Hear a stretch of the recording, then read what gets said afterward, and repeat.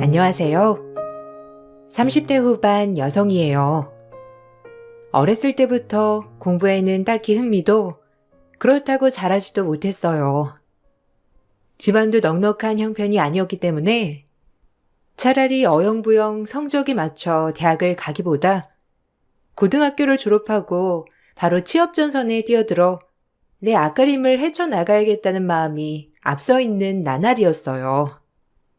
생각이 확고했기 때문에 졸업 후 바로 전 취업을 하였고, 제 첫 직장은 대형 프랜차이즈 카페의 직원이었어요. 나중에 제 가게나 제 사업을 하고 싶은 욕심이 가장 많았기 때문에 카페에서 커피라는 것을 배우면서 성장해 나갔습니다. 적성에도 잘 맞았고 굉장히 재미있는 하루하루였죠. 그리고 6년 동안 한 곳에서 열심히 일한 결과 점장이라는 타이틀도 달게 되었어요.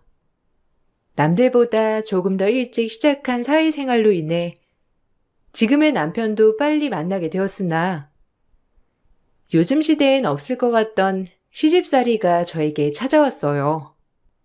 고졸인 절 시어머니와 손윗동서들은 우습게 여겼거든요.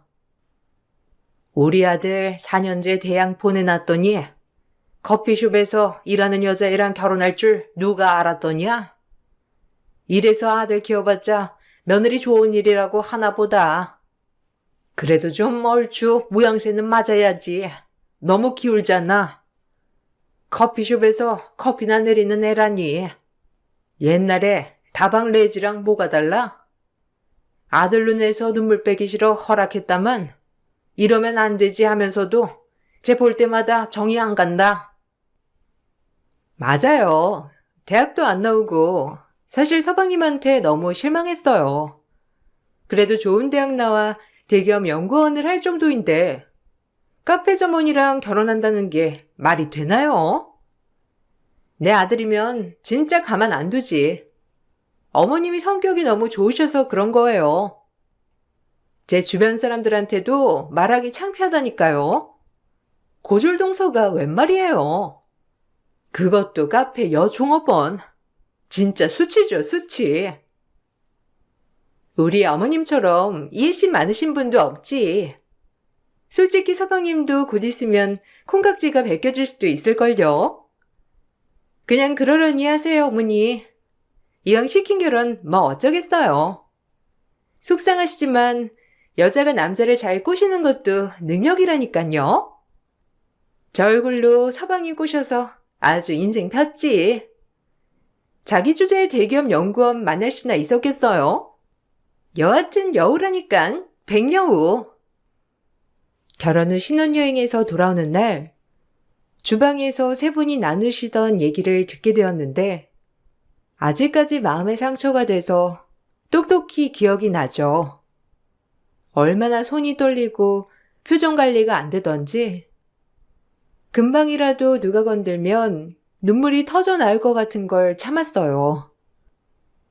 어머님과 형님들은 제가 대학을 나오지 않았다고 계속 무시하셨고 저를 달갑게 여기지 않으셨죠.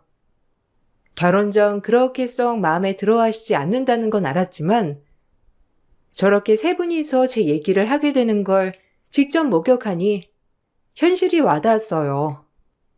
하지만 제 일을 잘하고 있고 제 앞가림을 잘 헤쳐나가고 있다고 생각했기 때문에 뒤에서 저런 얘기를 듣는 게 불쾌하면서도 유쾌하진 않았습니다.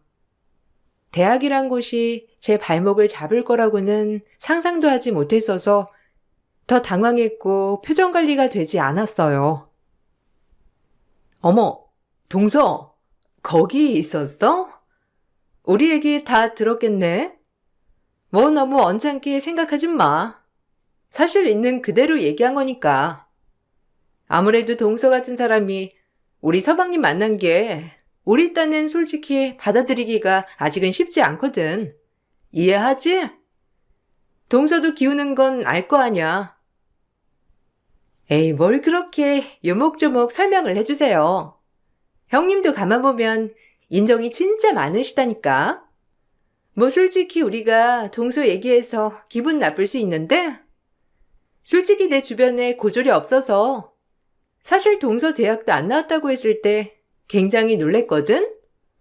우리랑 살면서 절대 마주하지 않을 사람이 이렇게 가족으로 엮여서 마주한다고 생각하니 불쾌하기도 하고 뭐 고졸이 알 리가 없지만 참 기분이 나쁘네요. 요즘 시대에 자기 앞가림 잘해나가면 되는 거지. 학벌이 뭐라고. 그리고 제가 형님들한테 피해 끼친 적 있나요? 이렇게 결혼하자마자 뒤에서 그러는 형님들은 대학교 나와서 이렇게 사람 무시하라고 배운 건가요? 얘가 어디 형님들이 말하는데 말대답을 하니? 이런 데에서 고졸티가 나는 거다. 어디 대학가정 나온 애가 그럴까?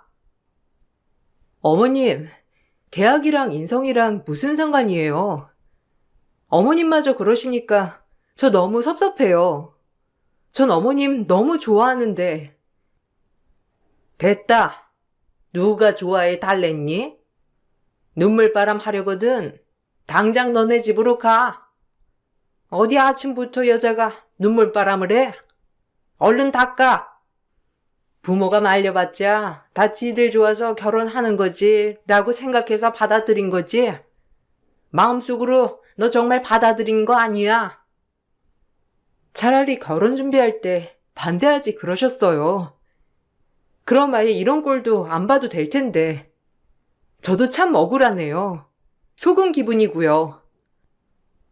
말하는 본새 봐. 잘난 거 하나 없는 동서가 우리를 가르치려 드네 아주. 이래서 무식하면 용감하다는 말이 딱이구만.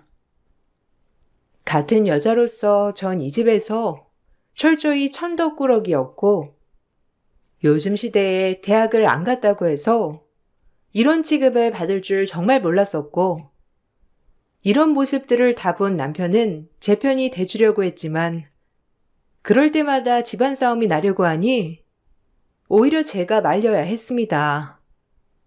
남편이 뭐라고만 하면 시속들이 나서서 남편을 나무랐고 그런 모습을 보는 게 저로서는 너무 힘들었는데 괜히 나 때문에 분란만 나는 것 같아 남편한테 미안한 마음이 들었거든요. 그만들 좀 하세요. 요즘 세상에 대학이 뭐가 중요하다고 그렇게 대놓고 사람 멸시하고 제가 미나한테 너무 미안하잖아요. 어머, 서방님, 무슨 말씀을 그렇게 하세요? 멸시라뇨? 전 그냥 서방님이 동서에 비해 너무 하이 퀄리티니까 그래서 그런 거죠. 가족이니까 서방님 생각하는 건데 섭섭하게 말씀하시네요. 동서 만나기 전에는 전혀 안 그러던 서방님이었는데 놀랍네요. 이게 어디 형수들한테 소리를 질러? 여자나 잘못 들어와가지고 형제들 사이도 다 망치게 생겼네. 너 한 번만 더 이 집에서 큰 소리 내면 가만 안 있을 줄 알아? 엄마랑 형수들한테 소리 지른 거 당장 사과해. 재수 씨가 얼마나 뭐라고 했으면 내 동생이 이렇게 변한답니까? 네가 이런 식으로 나오면 네 재수 씨만 다 욕먹고 괴로워지는 걸 왜 몰라? 하여튼 한심하긴. 그러니까 저런 여자 데리고 왔겠지. 형이 참아. 저게 내 동생인 게 믿기지가 않는다. 왜 이렇게 변했는지. 형들도 진짜 실망이다. 내가 아는 형들이 맞나 싶어. 내가 무슨 범법자를 데리고 온 것도 아니고 다들 너무한다 정말. 남편은 저를 감싸주려고 큰 소리를 친 거였지만 그럴수록 식구들은 저를 비난했고 남편마저도 식구들 사이에서 천덕꾸러기가 되어가는 것 같았어요. 그렇게 힘이 드는 시집살이는 끝날 줄 몰랐고 늘 시댁에 가게 되는 게 주눅드는 나날이었어요. 최대한 형님들과 시어머니 말에 대꾸를 하지 않았지만 이렇게 꾹 참은 제가 폭발하던 계기가 있었어요. 형님들이 제가 일하고 있는 카페에 와서 한바탕 하고 가게 된 사건이 있었고, 그 사건을 계기로 꾹꾹 억눌러 왔던 모든 것들이 폭발하고 말았어요. 열심히 일하고 있던 저에게 형님들이 찾아와 계산대 앞에서 절 보자마자 소리를 질러 버리더라고요. 그 모습을 본 직원들은 웅성웅성거리기 시작했고, 매장에 있던 손님들 또한 저와 형님들을 번갈아 가며 쳐다보았어요. 어쩔 거야? 네가 우리 집 들어와서 다 망친 거 알아? 내 큰아들이 왜 대학을 안 가겠대? 이게 다 너 같은 애가 우리 집에 들어와서 대학을 안 간다고 하는 거 아니야. 너 어쩔래? 우리 아들 너처럼 인생 종치면 내가 가만 안 둘 줄 알아? 이래서 환경이 중요한 건데 서방님은 어쩌다 너 같은 애를 데리고 들어와가지고 우리 아들 물을 버려놔? 나 진짜 우리 아들 대학 안 가면 가만 안 둬. 동서 때문에 지금 형님이 얼마나 곤란한 줄 알아? 동서 보고 대학 안 가겠대. 동서도 대학 안 나왔는데 본인도 안 가겠다고. 이게 고등학교 3학년이 할 말이야? 정말 어이가 없다. 동서가 설득하든지 알아서 해. 우리 집에 고졸이 둘이나 있으면 되겠어? 형님들, 너무하신 거 아니에요? 지금 제 직장에 와서 이런 식으로 행패 부리는 게 말이 되냐고요. 그리고 성민이 대학 안 가겠다는 게 왜 저 때문인데요? 핑계 대지 말라고 하세요. 본인이 가기 싫고 안 가는 이유가 있겠죠. 어디 갖다 붙일 데가 없어서 저를 갖다 붙이냐고요. 뭐야? 지금 동서 말은 우리 성민이가 대학 안 가는 이유가 뭐 성적 때문이라고 말하는 것처럼 들린다. 우리 성민이 얼마나 똘똘한 앤데 지금 그렇게 말할 군번이나 돼? 나 분명 경고했어. 성민이 대학 못 가면 동서 때문인 줄 알아. 가만 안 둬. 그러게. 동서 말하는 뉘앙스가 어찌영 성민이 탓하는 것 같네. 본인 탓하지 못할 망정 뻔뻔하기 아주 철면피야. 아니 그 뜻이 아니라 본인이 결정한 일이고 안 가는 이유가 있을 건데 왜 저한테 그러냐는 거예요. 그리고 저 여기 일터니까 그만 좀 가주실래요? 경우가 없어도 너무 없으신 거 아니에요? 여기까지 쫓아와서 한다는 소리가 얼른 가주세요. 누구 보고 나가라 말아야? 감히 고졸 주제에 대졸 눈을 똑바로 쳐다보면서 너 내가 버르장머리에 언젠간 고쳐줄게. 제가 얼른 나가달라고 하자 형님들은 어이가 없다는 표정을 지으며 악다구니를 쓰고 나갔고 같이 일하는 직원들 보기 너무 부끄러웠어요. 말은 안 해도 제가 없을 때 무슨 말을 할지 안 봐도 훤히 보였기 때문이에요. 그리고 시댁 조카가 대학을 가지 않겠다는 발언은 큰 파장을 불러일으켰고 시어머니 또한 이게 다 저 때문이라면서 저를 꾸짖더라고요. 뭐 때문에 제가 이런 취급을 받아야 하는지 화도 나고 억울하기도 했고 그깟 대학 졸업장이 뭐길래 라는 생각을 하면서요. 네 형님들한테 들었다. 우리 장손이 대학을 안 가겠다는 게 다 너 때문 아니냐. 쥐도 뭐 커피 같은 거 한단다. 이게 너 보고 배운 거 아니냐고. 우리 집에 대학 안 나온 사람이 너로 족하지. 우리 장손이 대학을 안 나오면 되겠어? 장차 이 김씨 집안을 이끌어갈 장손인데 내가 널 끝까지 반대했어야 했는데 미쳤지. 널 들이는 게 아니었어. 집안 분란나고 이게 뭐야? 어머님, 그래요. 성민이가 저보고 대학 안 간다고 했다고 쳐요. 그것 또한 본인 선택인데 이게 왜 제 잘못인가요? 그리고 요즘 시대에 꼭 대학을 나와서만이 성공하는 시대는 아니라고요. 오히려 본인이 하고 싶은 걸 찾아서 하는 것도 괜찮은 건데, 다들 대학이 뭐라고 이렇게 사람을 진절머리 나게 하는지 모르겠어요. 제가 어떻게 해드리면 될까요? 말씀을 해보세요. 아주 시어머니 앞에서 우악 떠는 꼴 좀 봐라. 이게 다 대학 과정을 못 밟아서 이러는 거지? 무식하게 큰 소리 치기는. 성민이 대학 보내놔. 네가 어떻게 해서든지. 아주 그 누구의 말도 안 듣는 데잖니. 이게 다 너 때문이야. 우리 착한 장손이 갑자기 왜 그렇게 변했겠어? 너 보고 편한 거 아니야. 우리 집 장손 배려놓으면 넌 무사하지 못할 줄 알아? 우리 장손 고졸은 절대 안 돼. 시어머니 또한 대학 얘기로 저에게 큰 스트레스를 주셨고, 이 과정에서 정말 이를 악물게 되면서 고졸인 내가 뭐라도 보여줘야겠다는 생각을 하게 되는 계기가 되었답니다. 이 일을 전환점을 삼아 전 언젠가 이루어야겠다는 꿈에 한 발짝 더 다가갈 수 있었어요. 고등학교 졸업 후 언젠간 제 가게를 하고 싶어 돈도 착실히 모아두었고 늘 꿈꾸던 미래가 있었거든요. 결정을 하니 모든 건 일사천리로 해결이 되었고, 전 오래 일했던 프랜차이즈 카페를 그만두고 저만의 작은 카페를 열었답니다. 늘 저의 꿈이기도 하였고, 모두에게 더 잘 사는 모습을 보여주고 싶었거든요. 다행히도 남편은 저의 든든한 지원군이 되어주며 용기를 북돋아 주었어요.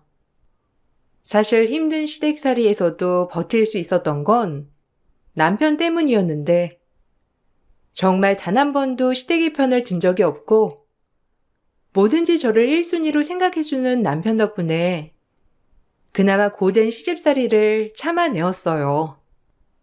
미워도 남편의 어머니, 형수들이니까요. 회사 갈 때 자기 카페에서 직원들 거 커피 대량 주문하고 가야겠다. 우리 와이프가 내린 커피가 얼마나 맛있는지 사람들한테 맛보여줘야지. 자기 그동안 너무 고생했고 앞으로 운영하는 데 있어 힘이 들겠지만 힘들면 언제든지 얘기해. 고마워. 여보 덕분에 힘이 난다. 나 진짜 잘해볼 거야. 내 꿈이었던 거니까. 열심히 운영해서 더 크게 성장시킬 거야. 그래서 형님들이랑 어머님한테 꼭 보여드릴 거야. 이제 시작이니까 더 잘해야겠지. 당신이 응원해줘서 더 잘 될 거야. 내가 해줄 수 있는 게 이런 것밖에 더 있겠어? 요즘 세상이 어떤 세상인데 우리 엄마랑 형수들이 하는 말 신경 쓰지 마. 난 너 진짜 멋있다고 생각해. 어린 나이부터 자기 앞가림 딱딱하고 하고 싶은 거 확고하고 그런 사람이 어디에 많은 줄 알아? 대단해. 고마워. 남들의 말에 휩쓸릴 법도 한데 내 옆에서 묵묵히 응원해주는 게 쉬운 게 아니잖아. 정말 고마워. 내가 더 잘할게. 전 그렇게 열심히 달렸습니다. 제가 카페를 한다고 해도 형님들과 어머님의 멸시는 끊이지 않았지만 누구보다 열심히 운영했어요. 정상적이지 않는 사람들의 말은 한 귀로 듣고 한 귀로 흘려버리자라는 마음이었고 나만 잘하자라는 마음이었죠. 제가 열심히 함에도 불구하고 시댁 식구들은 제 성공을 응원해주지 않았어요. 혹시라도 제가 남편에게 돈 부탁을 하는 건 아닌지, 제 사업에 남편의 돈이 조금이라도 들어간 게 아닌지라고 의심 또 의심을 하며 사람을 힘들게 했죠. 너 가게 차리는데 우리 아들 돈 갖다 쓴 거 아니지? 혹시라도 그런 거면 너 가만 안 둬. 우리 아들 돈 일절 쓰지 마. 에이, 설마 그랬겠어요? 아니다. 그럴 수도 있나? 카페 종업원이 얼마나 벌었겠어? 혹시 서방님 싼 집돈 턴 거 아니야? 아, 아니요. 제가 열심히 모아놓은 돈으로 시작했고요. 이 돈 땡전 한 푼 안 들어갔으니 너무 걱정 마세요. 그럴 일도 없고요. 혹시 모르지. 서방님이 조금이라도 해줬을지. 뭐 아니라고 하는데 우리가 그걸 어떻게 믿어? 안 그래요, 어머님? 만약 나중에라도 우리 아들 돈 들어갔다고 걸리기만 해봐. 이 가게다 내가 묵사발 만들 테니까 그리 알아라. 걱정 마세요. 제 힘으로 제가 어디까지 올라가는지 두고 보시라고요. 어머님 귀한 아들 돈 1원 한 장 안 쓸 거니까요. 대신 저 잘 돼도 저한테 1원 한 장 바라지 마세요. 저 잘 되기 바라지도 않는 분들인데 제가 잘해드릴 이유는 없잖아요. 그래, 꼭 동서 말대로 하길 바랄게. 본인 힘으로 어디까지 갈 수 있을지 모르겠지만 고작 해야 카페 여직원 주제에 꿈도 크단 말이야. 꼴랑 카페 하나 차려가지고 동네 장사하는 주제에 무슨 대기업 오너처럼 말하고 있네. 웃긴단 말이야. 일반 회사원이나 카페 여직원이나 남 밑에서 일하는 건 매한가지죠. 참 형님 사상도 특이하고 어처구니가 없네요. 시모와 형님들의 말이 정말 어이도 없었지만 모 눈엔 뭐만 보이는구나. 난 떳떳해라는 마음으로 무시해버렸어요. 그리고 전 다른 카페와의 차별화를 두기 위해 틈만 나면 메뉴 개발에 새벽같이 나가고 밤늦게 퇴근하면서 제 카페에 애정을 쏟았죠. 모든 사람들이 제 노력을 알아줬는지 제 카페는 개업한 지 7개월 만에 가맹 문의가 들어왔고 하나둘 가맹점을 시작으로 여러 개의 프랜차이즈가 생겨났습니다. 제가 차린 카페가 프랜차이즈 카페가 된 것이에요. 이젠 동네에 웬만하면 하나씩 있는 카페로 자리매김하게 되었고 그렇게 제가 열심히 한 만큼 보상을 받게 되었던 거예요. 카페가 커지자 사무실도 필요했고 곧 브랜드가 된 사무실에 직원도 필요하게 되었죠. 그렇게 제가 차린 카페는 법인회사까지 설립하며 커지기 시작했고 이 모든 것이 아무의 도움 없이 제 힘으로만 이루게 된 것이라는 게 너무 기뻤어요. 하지만 형님들이 절 무시하는 건 여전했어요. 이 사람, 그래도 카페 프랜차이즈가 너무 잘 돼서 지금 저보다도 더 능력 있다니까요. 요즘엔 회사 출근하느라 바빠요. 그래? 난 대학 문턱도 못 가서 뭐 시시껄렁할 일만 할 줄 알았는데 그래도 머리는 잘 돌아가나 보구나. 엄마는 무슨 말을 그렇게 해요. 그래도 좋으시죠? 내심 엄마도 이 사람 잘 되니까 좋을 거 아니야. 솔직히 대단하지. 아무 힘 빌리지 않고 이 정도까지 된 건데 얼마나 대단해요. 자수성가의 표본이라니까. 지금도 가맹문의가 엄청 나와. 다행이네. 예간이 등골 빼면 어쩌나 했더니 그래도 양심은 있는지 지 앞길은 지가 가리는구나. 뭐 다행이지. 근데 그래봤자 동네 카페 장사하는 거지 뭐가 그렇게 대단하다고. 넌 연구원이야. 대졸 연구원. 너한테 비빌 건 아니지.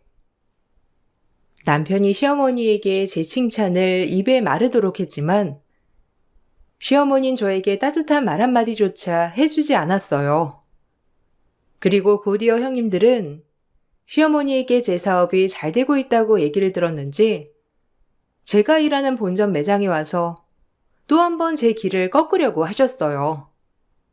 아무래도 본인들은 대졸인데 제가 고졸이니 제가 더 위에 있는 꼴은 보지 못하는 형님들이었거든요. 전 이 기회에 형님들을 납작 눌러줘야겠다라고 생각했고 지잡대 대졸 출신인 형님들에게도 현실을 알려주고 싶었어요. 어머, 형님들 오셨어요? 앉아 계시면 제가 맛있는 거 만들어서 가져다 드릴게요.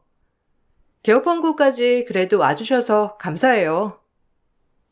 어머님이 동서 뭐 대단히 성공한 것처럼 얘기하셔서 보러 왔는데 뭐 딱히 대단한 성공도 아니네. 겨우 콕딱지만한 가게 뭐 그렇게 대단하다고. 난 무슨 번쩍번쩍 으리으리한 가게 차린 줄 알았지. 근데 꼴랑 요만한 평수 차리고 생색낸 거야? 그러니깐요. 전 무슨 100병대 되는 줄 알았잖아요. 그럼 그렇지. 동서가 그런 걸 꾸릴 리가 없잖아요. 괜히 시겁했네. 저희 가게 못 들어보셨어요? 그래도 요새 체인으로 많이 나가는데. 이게 제 브랜드예요. 다행히 잘 돼서 회사까지 차리게 됐고 법인까지 만들었어요. 형님네들 동네에 하나쯤 있는 카페가 제 가게인데 그걸 모르시다니 아쉽네요. 제가 이 체인점 차린 줄 아셨구나. 이 체인점을 제가 만든 건데. 오해 단단히 하셨네요. 커피나 드세요. 이왕 오셨으니. 법인을 설립했단 말이야? 동서, 그 머리로 무슨 경영을 한다고 법인까지 세워?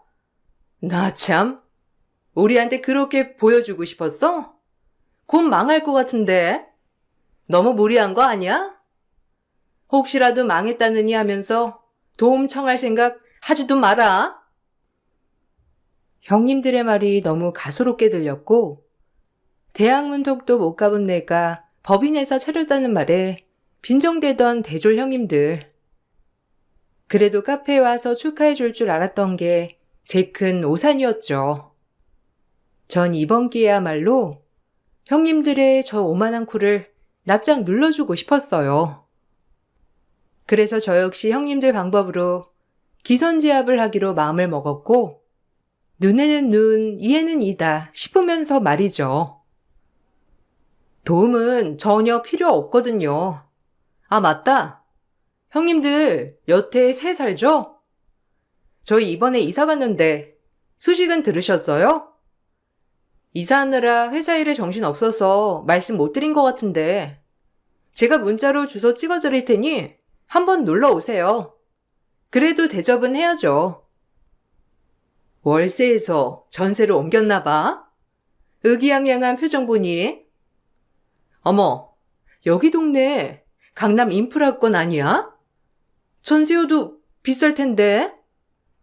무리 좀 했네. 근데 막상 도착하면 지하 쪽방이겠지 뭐.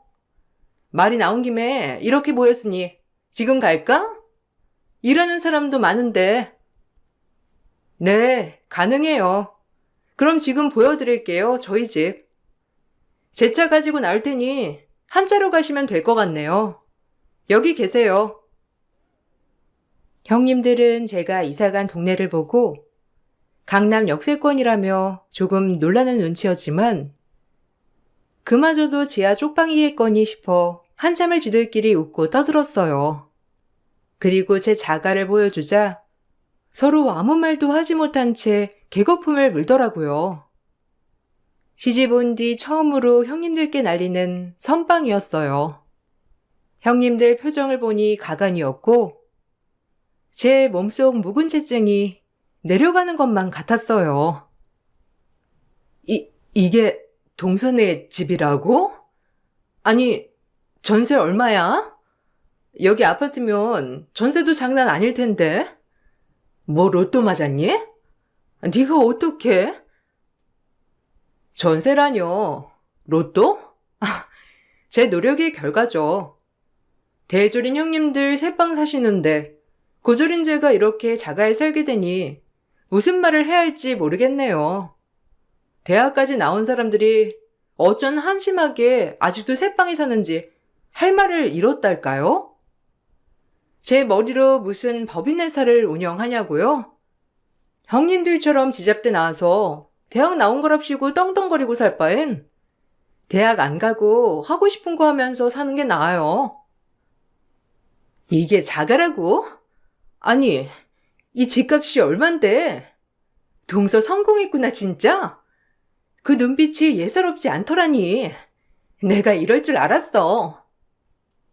아니, 난 큰형님이 자꾸 동서 고졸이라고 무시하니까 형님 말을 들은 것뿐이야. 내 마음 알잖아. 난 처음부터 이런 생각 없었다고. 큰형님보다 작은형님이 더 얄밉네요. 이제 와서 아닌 척. 사람이 간신배처럼 이리 붙었다 저리 붙었다. 왜 이래요, 정말? 작은 동서, 그럴 수 있어? 지도 앞장서서 무시해놓고. 이래서 대학도 급이 있지. 천안 출신이랑 경기권 출신이랑 같아? 어머, 저 지금 천안에서 학교 나왔다고 무시하는 거예요? 지는 경기도 기퉁이에 있는 이름도 없는 대학 나왔으면서 나대? 제가 이 집도 자가라고 하고 회사까지 운영하게 됐다고 하자 작은 형님은 갑자기 태도가 돌변하셨고 간신배처럼 급격하게 절 다르게 보는 눈빛이었어요. 그 모습을 본 큰형님은 저에게 했던 공격이 작은 형님에게 향하게 되었고 그야말로 본심들이 다 나오게 된 거죠. 둘이 한참을 실랑이를 하다 작은 형님은 저에게 카페 체인점 하나만 내주면 어떻겠냐고 하더라고요. 아, 됐고. 동서, 그럼 우린 가족이니까 체인점 하나만 내주라. 그 정도 할 수 있지. 혼자만 잘 살면 되겠어? 같이 잘 살아야지. 다른 사람 다 체인 내줘도 당신들한텐 못 내주지. 고졸이고 커피숍 직원이라고 그렇게 개무시할 땐 언제고 카페를 내줘? 아니, 귀하신 대졸분들께서 카페에서 커피 내리실 수 있겠어요? 그냥 남 밑에서 복사하고 인쇄하면서 사세요. 그게 어울리니까. 뭐야? 말 다 했어? 이게 나름 급이 맞아졌다고 대접해주니까 보이는 게 없지? 너 그 성공 언제까지 갈 것 같아? 영원하진 않더라도 전 현실에 안주하면서 살진 않거든요. 더 발전해 나갈 거니 입 다무시고 이제 집구경 다 했으면 두 분 다 나가 주실래요? 누추한 분들이 귀한 집에 어울리나요, 어디? 재수 온 붙으니까 얼른 이 집에서 나가주세요, 제발. 전 형님들을 문 밖으로 내쫓았고 왕소금을 뿌려댔어요. 제가 왕소금을 형님들께 뿌려대자 형님들은 소리를 지르며 난리가 났고 이 소식이 시어머니 귀에까지 들어가게 되었죠. 하지만 시어머니 또한 제가 이렇게까지 성공한 것을 몰랐는지 얘기를 듣더니 작은 형님처럼 태도가 급변하셨습니다.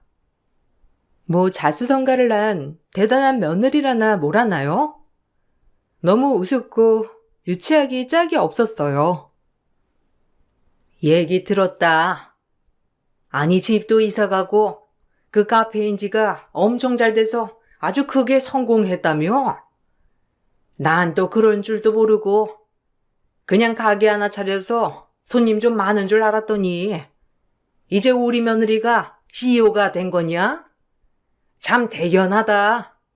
대학 문턱도 안 가고 이렇게 자수성가 하다니. 아주 내가 바라던 며느리상이야. 오래 지난 일은 다 잊고 같이 잘 지내보자. 그리고 여기 집도 전세인데 그냥 자가로 네가 돌려줬으면 하는데 어떠니? 내가 이 늙음하게 전셋집 전전할 수 없잖아. 전세 계약도 마무리됐는데. 저한테 뭘 바라시는 거예요? 고졸인 제가 어떻게 어머님 집을 해드리겠어요. 그렇게 예뻐하던 며느리들한테 집 하나 해달라고 하세요. 본인들도 새 사는 입장이지만 그래도 어머님 집은 하나 해드릴 수 있지 않을까요? 대졸 출신인데.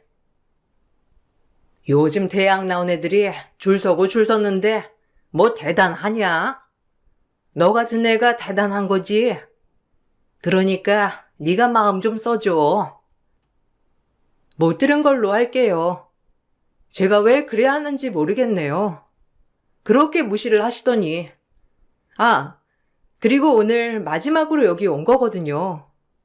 앞으로 남편만 보낼 거니까 제 얼굴 보실 생각 마시고요.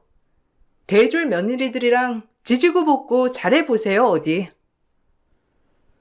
전 이 말을 마치고 어머님 댁에서 나왔고 지금까지 보고 지내지 않고 있어요. 그리고 제 카페는 체인점 여러 개에서 지금은 몇백 개를 가지고 있고요.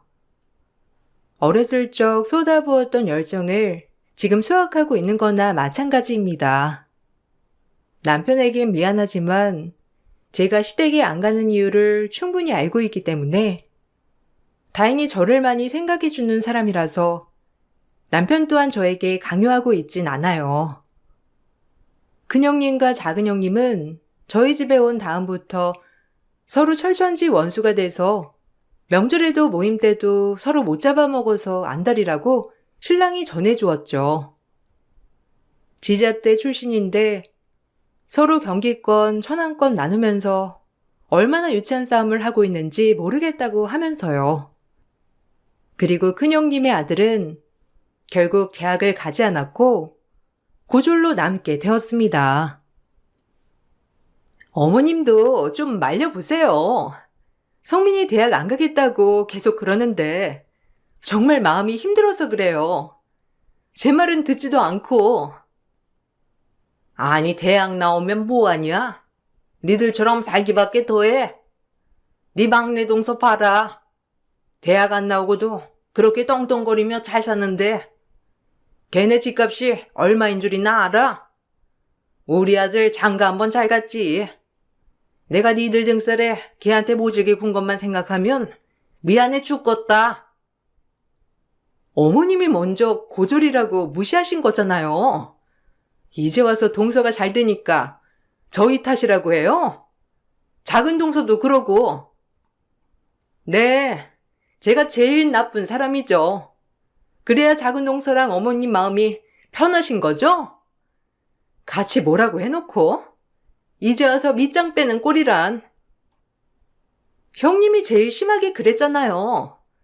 안 그랬으면 지금쯤 체인점 하나 받아가지고 일할 수 있는 건데. 괜히 막내 동서 신기만 건드려서 이게 뭐예요? 이게 다 형님 때문이라고요. 그리고 성민이 대학 안 가겠다고 하는 것도 이해가 가네요. 좋은 데 가봤자 경기권일 텐데 그래봤자 형님처럼 살기밖에 더 하겠냐고요. 어쨌든 형님 때문에 일이 다 이렇게 된 거예요. 작은 동서도 참 간신배 같단 말이야. 이리 붙었다 저리 붙었다. 내가 미쳤지. 이런 걸 가족이라고 생각했다니. 역겹다. 가끔 남편이 시댁에 한 번씩 다녀와서 해주는 얘기들을 들으면서 사실 너무 재미있어요. 고소하면서 사이다 마신 기분이랄까요? 저에게 고졸 운운하더니 본인 아들이 고졸이 될 줄 누가 알았겠냐고요. 지금은 졸업 후 엄마와의 연을 끊고 거의 혼자 서울에서 생활하고 있다고 하는데 그 때문인지 형님은 급격히 우울증이 왔다고 남편이 얘기해 주더라고요. 본인 욕심 때문에 아들도 잃었음에도 불구하고 아직까지 대학 집착을 못 버린 거죠. 시어머니는 틈만 나면 저와 연락을 하고 싶어 하시지만 다행스럽게도 남편이 중간에서 저와 연락을 하지 못하게 하고 있습니다. 저 역시 받지 않을 거지만 남편만 보면 참 좋은 사람인데 어쩜 시댁이 최악인지 모르겠어요. 그래도 그렇게 무시당하고 살다 이제 제가 제일 잘 되고 나니 남편에게 뭐라고 하던 시댁들도 제 카페 프랜차이즈를 하고 싶어 안달이 났죠. 다른 사람 다 내줘도 절대 시댁 식구들한텐 내주지 않을 거예요. 제스씨 프랜차이즈 하나 내고 싶은데 요즘 그게 그렇게 잘 된다더라. 수익률도 높고 네가 말 좀 잘해봐서 좀 해줘라. 그렇게 와이프 무시할 땐 언제고 형이 그런 말할 자격이나 있어? 나 집사람한테 미안해서 말 못하니까 형도 꿈깨. 잘 다니는 회사 어쩌고 카페를 차리겠대. 그건 아무나 하는 줄 알아? 미나 정도 되니까 하는 거야. 그러니까 다신 말도 꺼내지 마. 그땐 솔직히 재수 씨가 별 볼 일 없었잖냐. 엄마가 마음에 안 들어 하시니까 그런 거지. 너 그것 때문에 지금 꽁한 거야? 형들도 엄마 그리고 형수들도 다 똑같아. 이제 와서 미나가 잘 풀리니 한 자리 차지하려고 하는 심보들. 내 가족인 게 창피하고 미나한테 미안하니까 더 이상 염치 없게 아무것도 바라지 마. 나 이혼당하는 걸 보고 싶지 않으면 그만하란 말이야. 이악 물고 노력한 대가로 모두에게 부러움을 받았으니 성공한 인생이라고 생각합니다. 그리고 시댁의 괴롭힘으로 인해 여기까지 더 성장할 수 있었다고 생각이 들어요. 하지만 현실에 안주하지 않고 더 열심히 살아갈 거란 다짐을 하면서 글을 마칠게요. 노력은 배신하지 않으니 여러분들도 파이팅 하세요. 안녕하세요. 저는 오늘 시댁 집안에 대해 사연을 신청하고 싶어 글을 쓰게 된 40대 초반 여자입니다. 2년 전에 부모님이 한날 한시에 세상을 떠나게 되시면서 제 인생에 많은 변화가 생겼어요. 부모가 없다는 이유 하나만으로 시댁에서는 전혀 다른 태도로 저를 대하면서 많은 상처를 주었어요. 부모님이 세상 떠나기 전에도 저를 함부로 대했었지만 그래도 참고 넘어갈 수 있었어요. 그런데 제가 어떤 아픔을 가지고 있는지 뻔히 알면서 시댁 식구들은 상처난 곳을 더욱더 후벼 팠었죠. 저도 사람인지라 한번 잃게 된 이성을 붙잡을 수는 없었고 돌이킬 수 없는 결과들로 인해 시댁 집안 또한 무너져 버리게 되었습니다. 아직까지도 부모님께서 세상을 떠나셨다는 게 믿어지지가 않아 현실을 받아들이지 못하고 있는 상태입니다. 농사일을 하셨던 부모님께서 항상 바쁘게 살아오시다가 오래간만에 여유가 생기셨는지 여행을 다녀오신다는 연락을 받았었고 항상 저희 부모님께 잘했던 남편은 저 몰래 즐거운 여행 되시라고 용돈까지 넣어 드렸었죠. 그렇게 두 분은 전국 명소를 돌면서 즐거운 시간을 보내고 계셨는데 어느 날 전화가 왔어요. 부모님께서 사고가 난 현장에서 세상을 떠나셨다는 연락이었죠. 그때가 추운 겨울도 아니었는데 10중 추돌 사고가 있었어요. 부모님의 차는 앞뒤가 흔적도 없을 만큼 참담했었죠. 어떻게 된 상황인지 알아보니 고속도로 바닥에 살얼음이 얕게 깔려 있었는데 속도를 제어하지 못한 차들이 부모님 차량의 후미를 들이받았던 거고 저속 주행을 하시던 부모님께선 그대로 앞차와의 충돌을 피하지 못하게 되면서 세상을 떠나신 거였어요. 사고가 나기 몇 시간 전에도 부모님과 함께 통화까지 했었는데 갑자기 세상을 떠나셨다 하니 받아들일 준비가 되어 있지 않았던 저로서는 엄청난 충격으로 다가왔었죠. 그렇게 믿을 수 없는 현실이 눈앞에 펼쳐졌고 남편의 도움으로 장례를 치르는데 이 소식을 들은 시댁 식구들이 장례식장 안으로 들어왔어요. 그때 당시 정신이 정말 나가버린 저를 바라보신 시모가 하셨던 첫마디가 아직까지 기억에 남네요. 내가 언젠가 한 번은 큰 사고가 날 줄 알았다니까. 퍽하면 여행만 다니시더니 결국 이 꼴을 당하셨구만. 내 아들 돈을 그렇게 빨아가시더니 욕심이 하늘을 찌르니까 벌을 받으신 거지. 네가 이렇게 넉나가 있다고 해서 달라지는 거 하나도 없다. 그러니까 가서 어르신들 술도 좀 따라드리고 부족한 음식 채워주면서 감사함을 표해야지. 여기서 이러고 있는다고 세상 떠난 사돈분들이 다시 돌아오기라도 한다니. 너희 부모 장례를 왜 내 아들이 고생을 해야 되는 건데? 어차피 늙으면 세상 떠나는 거 조금 더 일찍 떠났다고 생각하면 되는 거지. 언제까지 영정사진 앞에서 눈물을 흘리고 있을 거야? 엄마, 뭐 잘못 드셨어요? 한 분도 아니고 두 분 다 동시에 세상을 떠나셨다고요. 위로해줘도 모자란데 오늘만큼은 말 좀 가려서 해주시면 안 돼요? 평소에 이쁜 짓을 했어야 그런 말이 나오는 거지. 제가 며느리로서 제대로 된 역할을 해왔는 줄 아니? 그동안 행실이 바르지 못했기 때문에 이런 벌을 받은 거라고. 제가 어머님한테 뭘 그렇게 잘못했길래 저희 부모님 장례식에서까지 말을 함부로 하세요? 위로해달라고 부탁한 적도 없으니까 볼일 끝나셨으면 돌아가 주세요. 저도 제정신이 아니었던 상태라 그동안 시모와의 관계가 좋지 않았던 저 또한 안 좋은 말들을 거침없이 뱉어대었죠. 그래도 저희 부모님께서 세상 떠나셨는데 시모는 위로의 한마디를 해주시기는커녕 오히려 더 상처되는 말들을 하셔서 참을 수가 없었어요.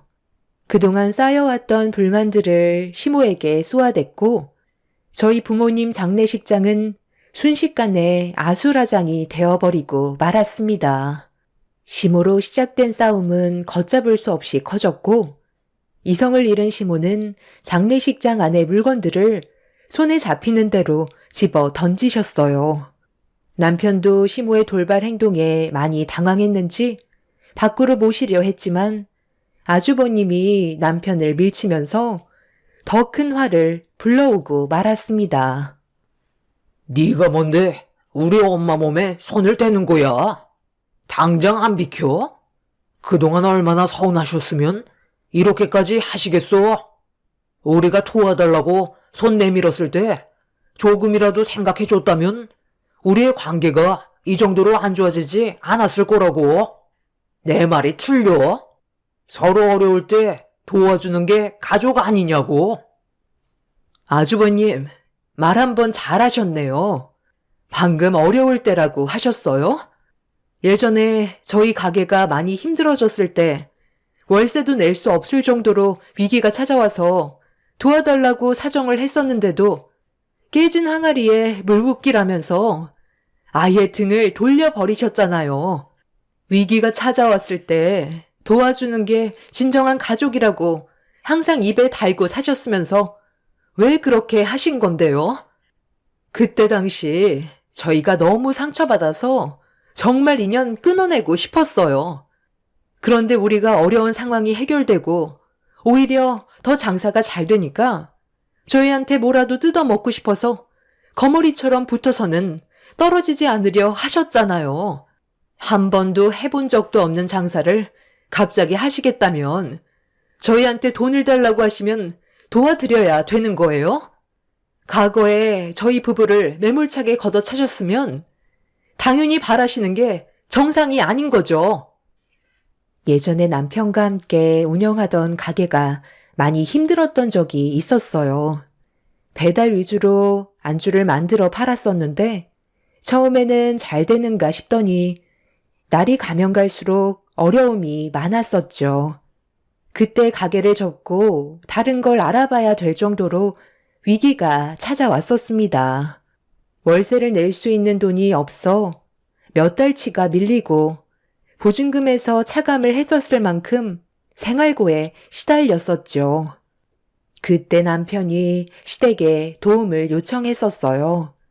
이미 저희 부부는 대출도 많이 받았었고 친정 부모님한테도 돈을 빌렸던 터라 더 이상 돈 나올 구멍이 없었습니다. 조금만 더 하면 될 것 같았는데도 잘 안 되니까 남편도 많이 답답했는지 시댁에 찾아가 도와달라고 사정을 했었죠. 하지만 어차피 망한 거 돈만 날린다면서 10원짜리 하나 도와주지 않으셨어요. 그때 남편과 저는 시댁 식구들에게 많은 실망을 하게 되었고 나중에 저희가 잘 되더라도 절대로 도와주지 않겠다는 결심을 하게 되었습니다. 이런 위기에 남편과 제가 할 수 있는 건 두 발로 뛰는 것밖엔 없었어요.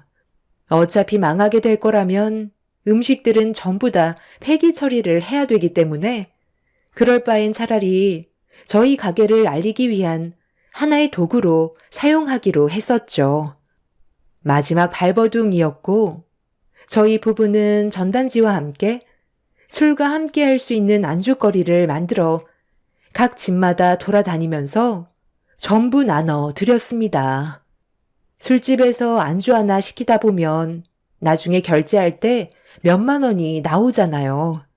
저희는 부담스러운 가격을 확 낮췄고 굳이 나와서 술집에 가지 않아도 집에서 간단히 저희가 준비한 음식들로 간편하게 해결할 수 있다는 장점을 살려 저희 가게를 모르는 지역 분들에게 계속해서 알렸습니다. 그렇게 되자 어느덧 배달 전화가 한두 통 오게 되었고 저희 부부가 계획했던 대로 조금씩 일이 잘 풀리기 시작했어요. 거의 1년은 남은 거 없이 전부 다 퍼줬었죠. 이런 노력이 결국 좋은 성과를 가져오게 되면서 처음엔 작게 시작했던 사업이 점점 더 크게 확장이 되었습니다. 저희가 잘 되자 아주버님이 그걸 보고 배가 많이 아프셨는지 본인들도 해보겠다며 장사를 시작한다고 도와달라고 했지만 과거에 저희 부부한테 위기가 찾아왔을 때 도와주지 않았던 아픔들 때문에 일절 도움을 주지 않았어요. 시부모님께서도 아주버님을 도와주는 게 좋겠다고 하셨지만 저희는 그렇게 하지 않았었죠. 도와줬어도 아주버님은 준비 없이 무작정 시작했기 때문에 망하는 건 당연했었어요. 그런데 이 모든 걸 저희 부부에게 탓을 돌렸고 서로의 감정이 안 좋았던 상태라 연락도 하지 않고 지냈었죠. 시부모님께서도 집안의 장남이라고 아주버님 편만 들지 저희가 받았던 상처에 대해서는 조금도 생각해주지 않았습니다. 그렇게 되자 시댁에 가는 발길도 끊어버리는 상황까지 오고 말았습니다. 얼굴 안 보고 지내는 게 오히려 더 행복한 생활을 유지할 수 있었죠. 그리고 이런 생활을 유지하며 살아오던 도중에 부모님께서 갑작스런 사고로 세상을 떠나시게 된 거였고 시모는 장례식장에 오자마자 저에게 마음을 곱게 쓰지 못해서 벌을 받게 된 거라며 상처되는 말을 꺼내셨던 거였어요. 안 좋은 관계를 유지하면서 살아왔던 만큼 격한 싸움이 벌어졌었고 장례식장에서 한바탕 난리를 친 다음 시댁 식구들은 돌아가게 되었죠. 부모님께서 세상을 떠나신 것도 충격인데 시댁 식구들까지 난리를 치고 가니 제가 버틸 수 있는 상태가 아니었어요. 그렇게 한참 동안 부모님의 영정 사진을 바라보면서 오열을 하다 지쳐 잠이 들었고 남편도 많이 힘들었는지 제 옆에서 잠깐 눈을 붙였었는데 갑자기 무언가 차가운 것들이 제 머리 위로 쏟아져 내렸어요. 너무 놀라 벌떡 일어나 고개를 들어 올리자 집으로 돌아가신 줄 알았던 시모가 다시 나타나 큰 봉지 안에 들어있던 각 얼음을 제 얼굴에 뿌려대고 있었습니다. 갑자기 들어오셔서 지금 뭐 하시는 거예요? 왜 얼음을 제 머리 위로 쏟으시는 건데요? 뭐하러 또 오신 거예요? 저희는 어머님 얼굴 보고 싶지 않다고요.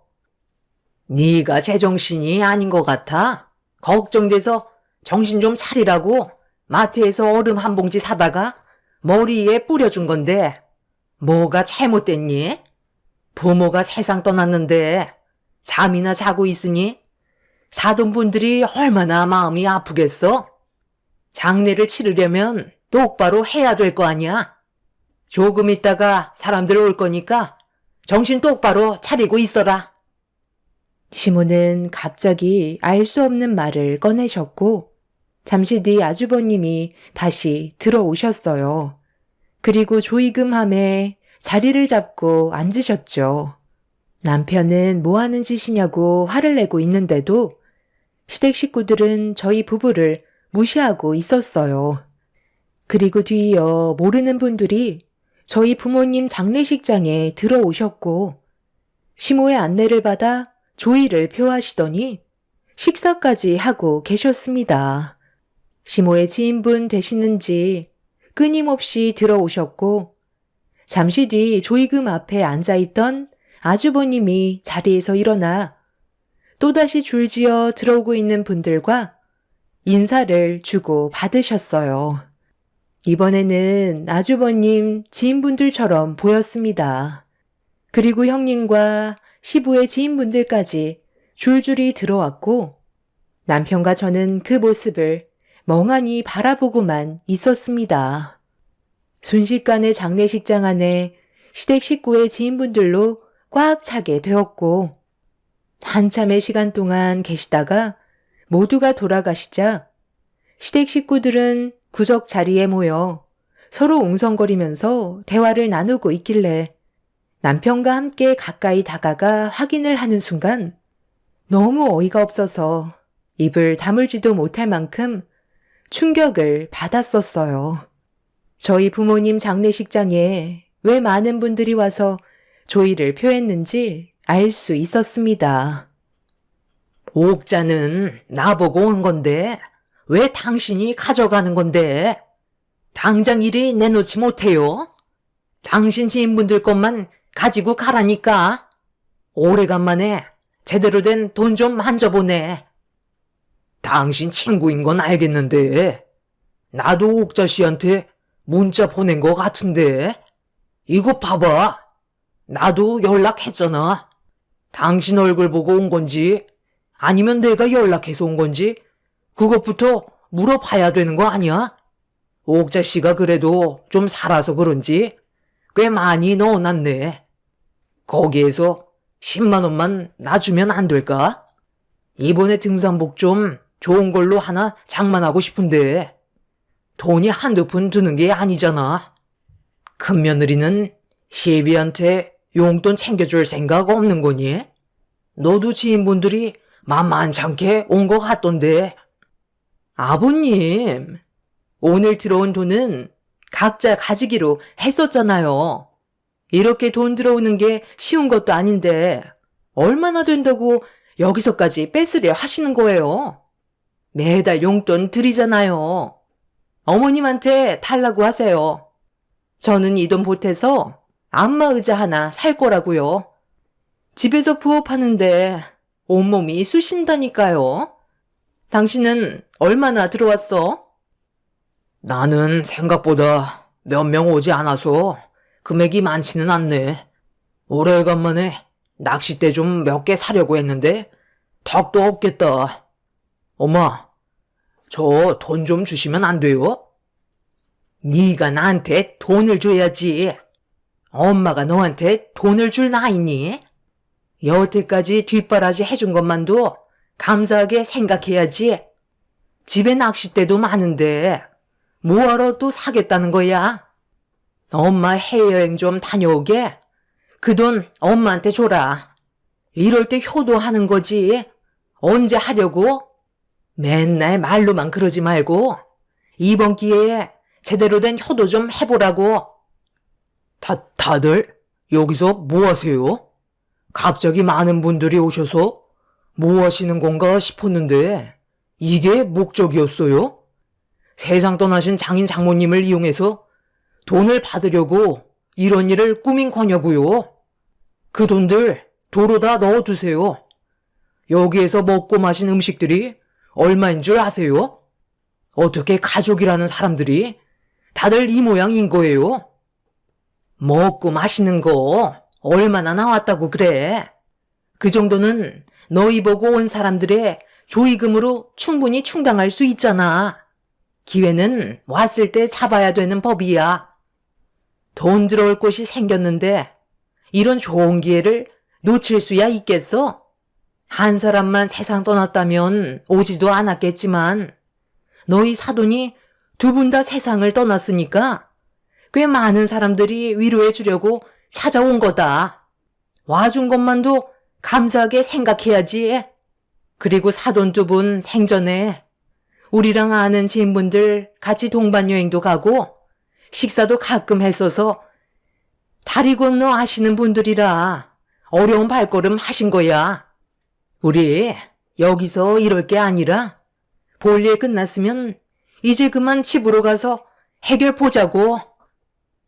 저는 시댁 식구들의 생각 없는 행동들 때문에 너무 충격을 받아 주저앉아 그 모습들을 멍하니 바라만 보고 있었고, 남편은 시댁 식구들을 밀치면서 각자 나눈 조의금을 뺏으려고 난리를 쳤어요. 하지만 시부가 남편을 밀치면서 제지를 했고, 시댁 식구들은 급하게 장례식장을 빠져나갔습니다. 저희 부모님의 장례를 이용해 돈 벌 생각을 한 그 사람들을 용서해 주고 싶지 않았어요. 더 이상 인간들이 아니라고 생각했고, 부모님의 합동 장례가 끝이 나면 두 번 다시는 얼굴을 보고 싶지 않았습니다. 그렇게 저희 부모님의 장례를 힘겹게 끝을 낼 수 있게 되었고, 시댁 식구들과의 연락은 전부 차단했어요. 앞으로 어떠한 도움을 요청한다 해도 조금도 도와주지 않을 생각이었죠. 시댁 식구들 또한 저희 부부에게 더는 연락이 오지 않았고, 그렇게 2년이라는 시간이 흘러버렸습니다. 부모님이 세상 떠나신 지 2년이 넘어가는데도 실감이 나지 않더라고요. 부모님과 함께했던 동네만 지나쳐도 생각이 나서 저도 모르게 눈물이 날 정도로 시간은 더 필요했어요. 부모님께서 세상을 떠나시기 전에 남편과 좋은 관계를 유지해와서 그런지 저처럼 같은 아픔을 느끼고 있었죠. 그래도 산 사람은 살아야 되기 때문에 하루하루 열심히 살았었어요. 아이들도 하루가 다르게 자랐고, 그래도 가족끼리 좋은 추억도 많이 만들려고 정말 많이 노력하면서 살아왔습니다. 아이들은 저만 바라보면서 살아오기 때문에 부모를 떠나보낸 슬픔을 가지고 계속 살아갈 수는 없었죠. 이런 삶을 유지해 오면서 사는 동안 저희는 체인점도 몇 개 오픈하게 되었고, 안정적으로 가게 운영을 할 수 있었어요. 그런데 최근에 오픈한 가게에서 연락이 왔고 황당한 말을 듣게 되었습니다. 저희와 가족이라면서 음식을 무상으로 가져가려는 손님 때문에 곤란한 상황에 처해 있다며 어떻게 해야 될지 몰라 사장님이 저에게 전화를 하셨어요. 제가 바꿔달라고 하자 수화기에서 들려온 목소리는 다름 아닌 아주버님과 형님이었습니다. 2년이 지나고 처음 듣게 된 목소리였죠. 기분이 좋지 않았지만 이제 막 오픈한 가게에 안 좋은 소문이 돌면 안 되기 때문에 침착하게 대응을 했어요. 무슨 일 때문에 오픈한 가게에서 소란을 피우냐고 물어보았죠. 재수 씨, 오래간만이에요. 그동안 잘 지내고 있었어요? 아니, 우리 동네에 체인점을 냈으면 먼저 연락을 줬어야죠. 한잔하고 집에 들어가려는데 재수 씨 가게가 딱 보이길래 너무 놀라서 들어와 보니까 알고 보니 체인점이더라고요. 요즘 상당히 잘 나가나 봐요. 저희는 매일이 아주 죽을 맛인데 혼자서 잘 먹고 잘 살면 좋아요. 맨날 술 생각나면 여기 와서 먹어도 되는 거죠. 가족이니까 여기에 있는 음식들은 전부 무상으로 먹어도 되는 거잖아요. 새로운 지역으로 이사와서 적응하는데 시간이 좀 걸렸었는데 여기서 재수씨 가게를 보게 될지는 정말 몰랐네요. 그런데 이 사장이 내가 가족이라고 했는데도 음식값을 지불해야 된다고 하잖아요. 그런 말을 들었는데 화가 안 나겠어요? 이왕 이렇게 된 거 몇 개 더 시켜 먹는 게 좋겠네. 그렇게 해도 괜찮은 거죠? 나도 할 말이 있으니까 좀 바꿔줘 봐봐. 여보세요? 동서, 나야. 그동안 잘 지내고 있었지? 요즘 우리 먹고 살기도 힘든데, 나 여기서 아르바이트 하면 안 될까? 우리가 생활이 많이 힘들거든. 그래서 살 길이 막막한데, 오래간만에 통화한 김에 우리 좀 도와줘.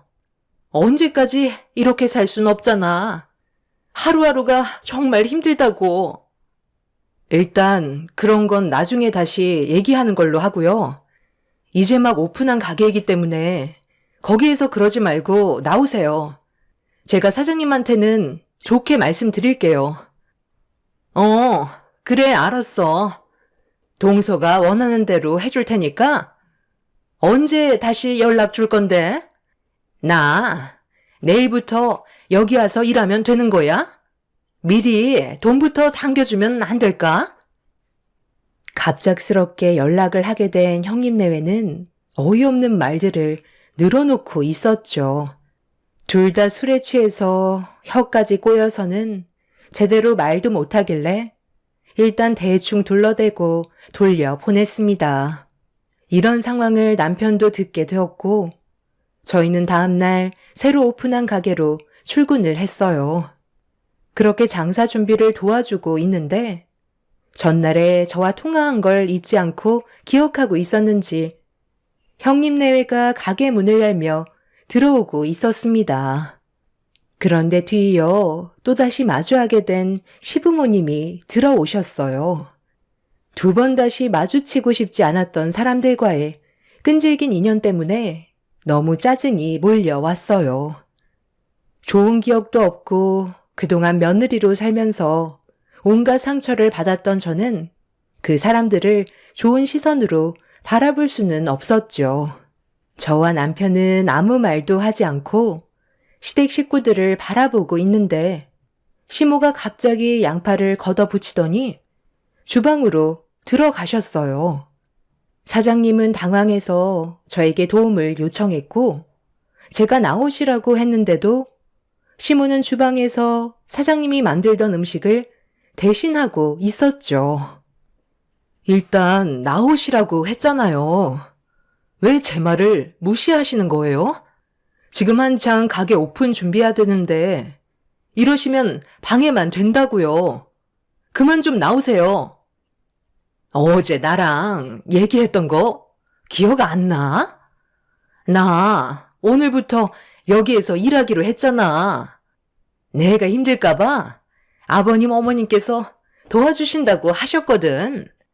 가게가 오픈한 지 얼마 되지 않아서 정신없고 포장 주문 손님들도 많다며. 그럼 일손이 부족할 거 아니야.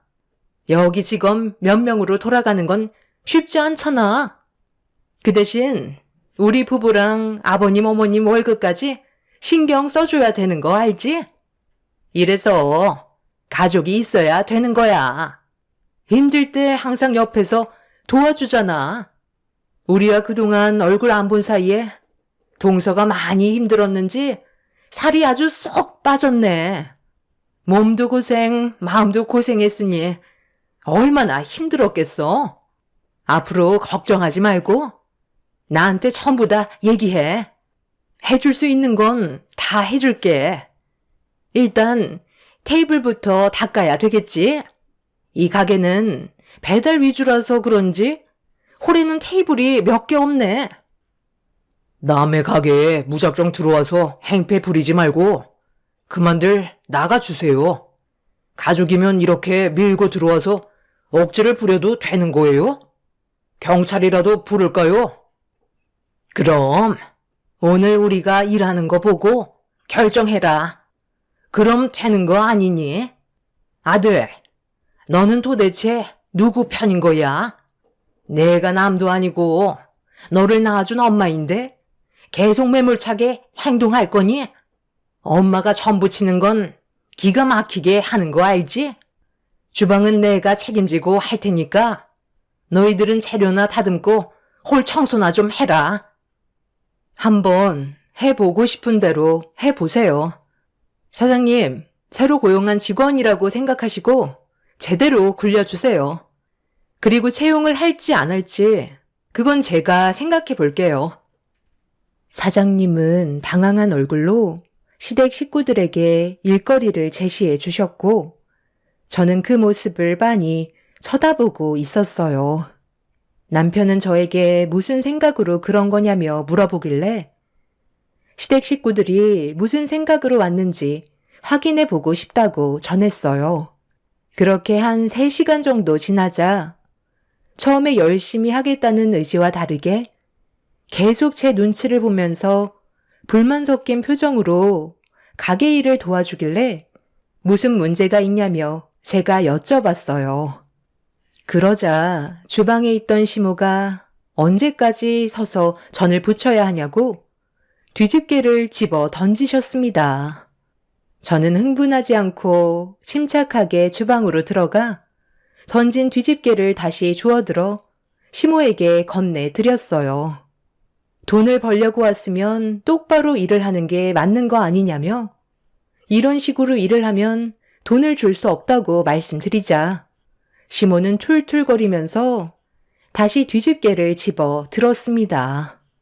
저는 시모 옆에서 묵묵히 음식 만드는 걸 지켜보고 있었는데 갑자기 다시 한번 뒤집개를 던져 버리시더니 가게가 떠나갈 정도로 화를 내면서 막말을 퍼부으셨어요. 꼴값 그만 떨고 제가닥 전이나 붙여라.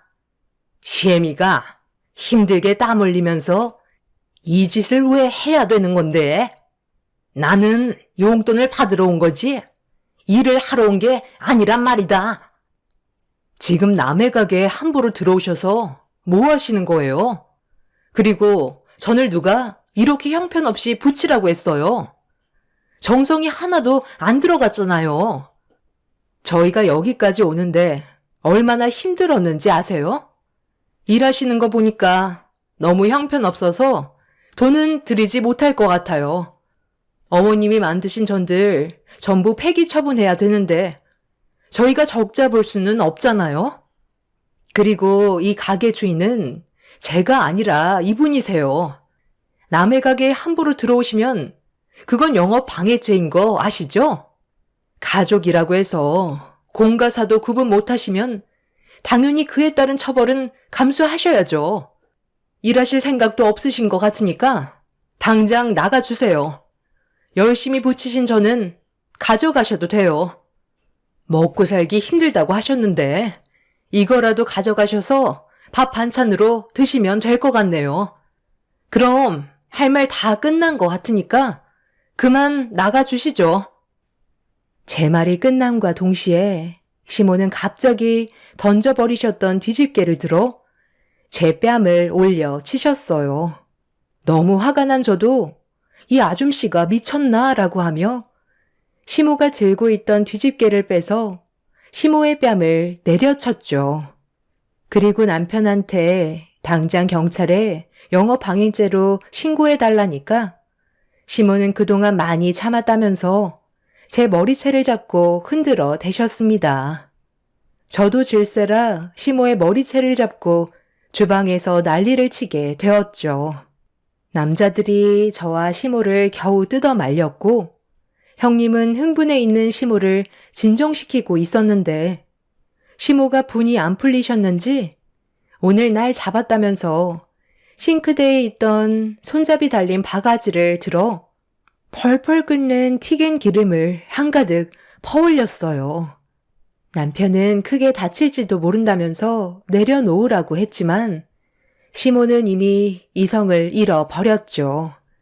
제가 시모를 뚫어지게 쳐다보고 있자 2번 다시 앞을 못 보게 할 줄 알라며 바가지에 담겨있던 기름을 뿌리려는 순간 미끄러운 바닥에 중심을 잡지 못한 시모는 들어 올렸던 바가지를 하늘 높이 들어 올렸고 넘어지지 않기 위해 버티면서 한쪽 팔로 형님의 손을 잡아 끄는 순간 줄줄이 넘어지면서 주방에 있던 시댁 식구들의 얼굴에 기름이 한가득 쏟아져 버리고 말았습니다.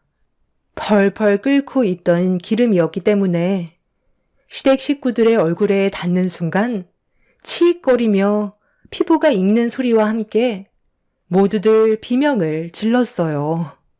그 사이 경찰들이 가게로 들어왔고 충격적인 광경을 보게 된 경찰은 서둘러 119에 신고를 해서 시댁 식구들을 응급실로 옮겼습니다.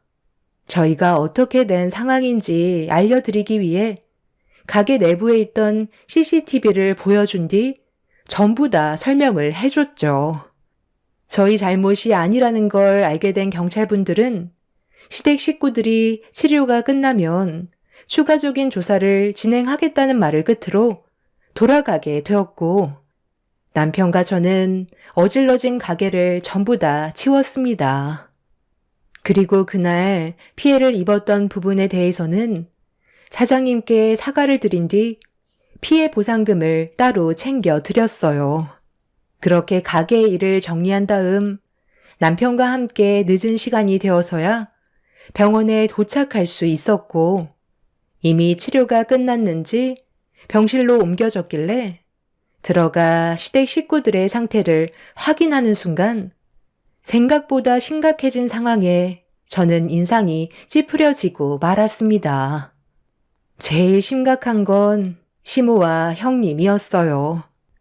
시모는 두 눈꺼풀에 화상을 입어 앞을 볼 수 없게 붕대를 감고 있었고 형님은 머리와 이마 쪽에 화상을 입어 머리카락도 듬성듬성 빠진 상태로 붕대가 감겨 있었습니다.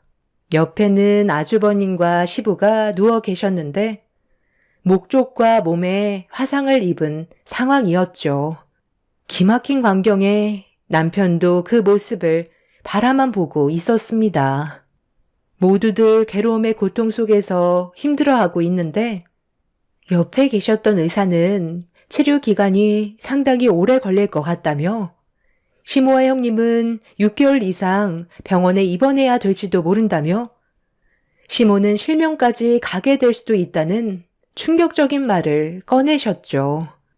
시모는 의사의 말을 들었는지 흐느끼며 눈물을 쏟으셨습니다. 저는 그 모습들을 보면서 한마디 했어요. 그러니 마음을 곱게 쓰셔야죠. 도대체 이게 하루아침에 무슨 상황이에요? 저희가 자초한 일이 아니니 도와주지 않을 거고 치료비 또한 알아서들 해결하세요. 당신들의 욕심이 결국 화를 부른 거니 모든 걸 본인들이 감당하셔야죠.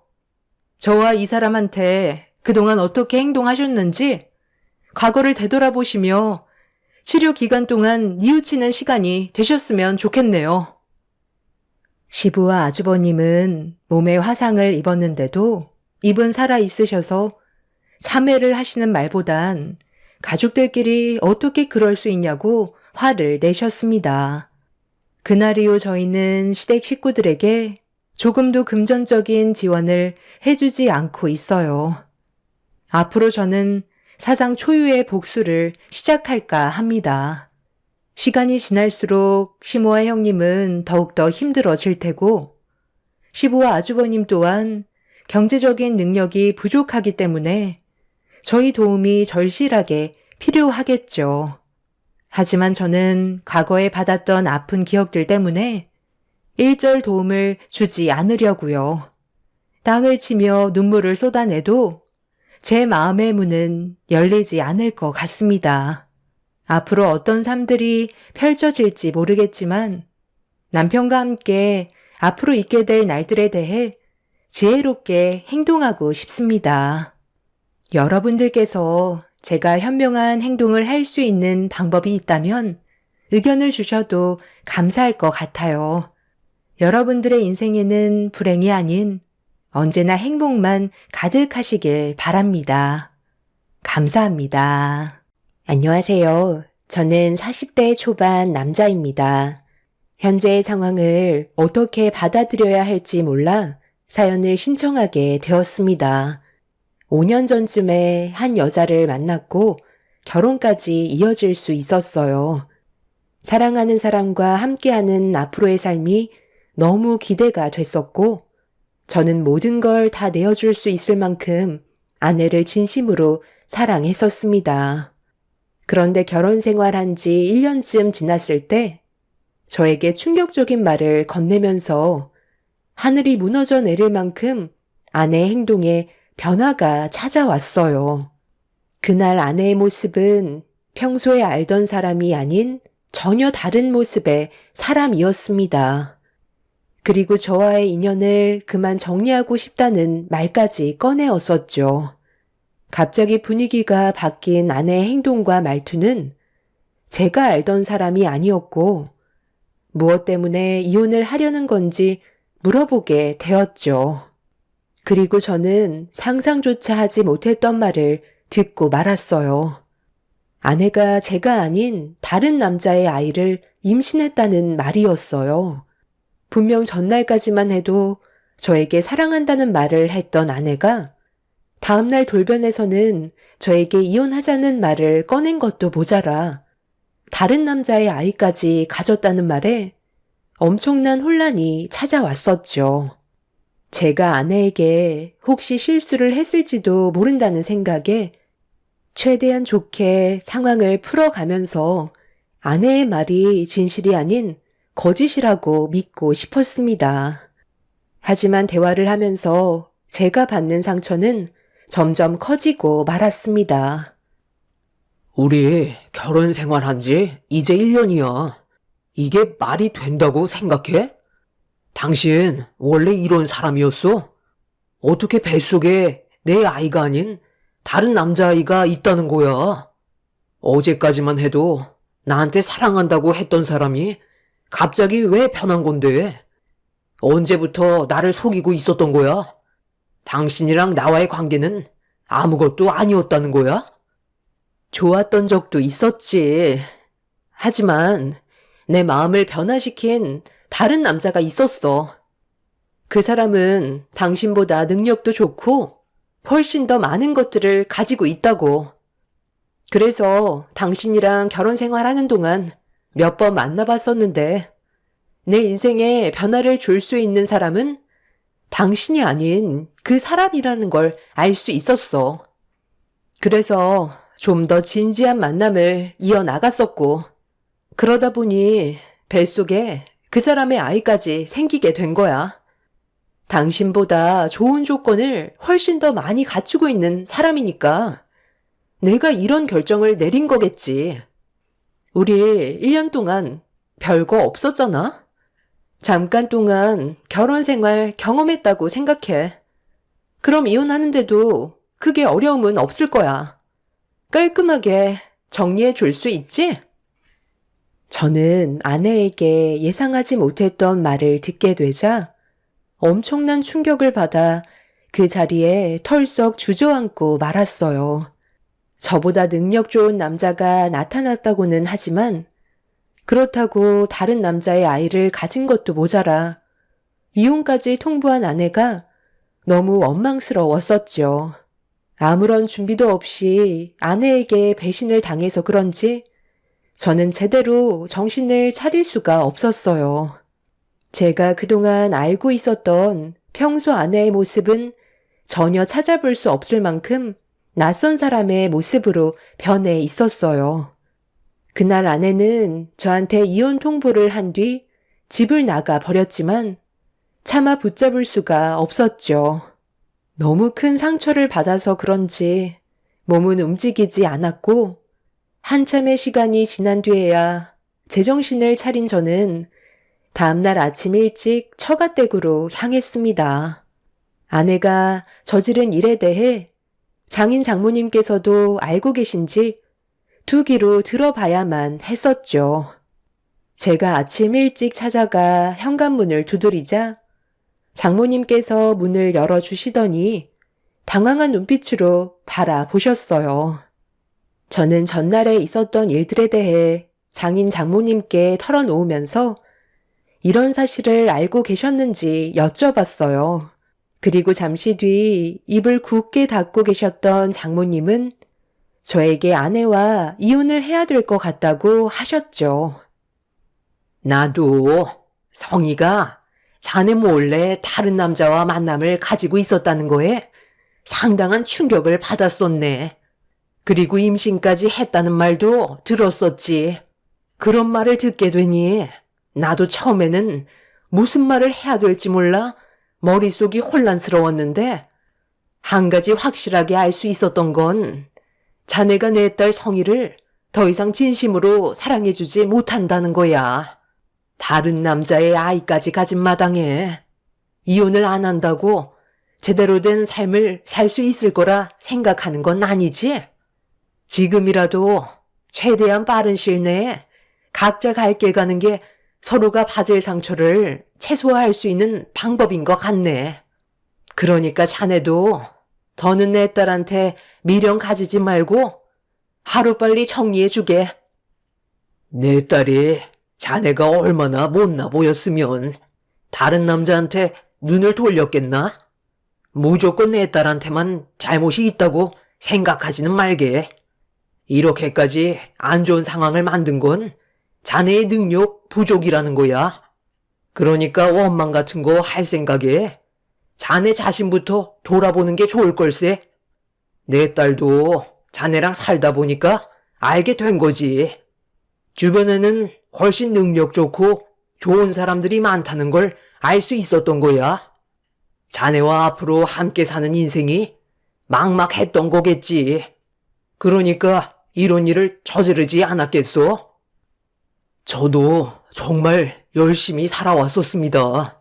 최선을 다했었고 성희를 위해서면 모든 걸 해줄 수 있을 만큼 준비가 되어 있었어요. 저보다 능력 좋은 사람은 당연히 많겠죠. 하지만 저도 집안의 가장으로서 부족함 없이 살게 해주려고 최선을 다해 노력해 왔었습니다. 성희와는 이혼을 하겠지만 저를 놓친 거에 대해 후회하실 겁니다. 후회는 무슨? 자네 능력을 우리가 모르는 것도 아닌데 인생이 그렇게 쉽게 바뀌는 줄 알아? 내 딸은 자네의 그릇으로는 채워줄 수가 없으니 자네 그릇에 맞는 여자를 찾아보길 바라네. 나는 처음부터 자네가 별로 마음에 들지 않았었어. 평범하기만 한 자네가 내 딸을 채워줄 수 없을 것 같다고 확신하고 있었거든. 장인 장모는 저보다 먼저 아내에게 다른 남자가 생겼다는 걸 알고 있었어요. 이미 제가 올 걸 알고 있었는지 거침없이 뱉어대시는 막말에 저는 또 한 번 상처를 받았습니다. 미안하다는 말 한마디 정도는 들을 수 있을 줄 알았지만 그건 제 착각이었고 오히려 상처되는 말만 듣고 말았어요. 이런 상황 속에 제가 아내에게 미련을 두는 건 더 큰 상처를 만드는 일이 될 거라는 걸 알기 때문에 그날 확실히 마음을 다시 잡을 수 있었습니다. 그렇게 처갓집에서 나온 저는 아내와의 이혼을 준비하기 위해 서류를 작성한 뒤 집으로 돌아와 한참 동안 아내를 기다렸습니다. 그날 저녁 아내는 어느 정도 예상을 하고 있었는지 현관문을 열고 들어오면서 저에게 이혼 서류는 준비가 되었냐며 서류를 찾았어요. 테이블에 올려져 있던 서류를 손으로 가리키자 조금의 고민도 하지 않고 이혼 서류를 꺼내 작성을 하기 시작했어요. 그 모습을 보고 있는데 아내와 함께했던 추억들이 떠오르면서 더 이상 함께할 수 없다는 거에 눈시울이 붉어졌습니다. 다 작성했으니까 내일 법원에서 보는 걸로 하자고. 나는 약속이 있어서 빨리 나가봐야 하거든. 뭐야? 당신 지금 나랑 이혼한다고 눈물 흘리는 거야? 나랑 함께한 시간이 얼마나 된다고 눈물까지 흘려.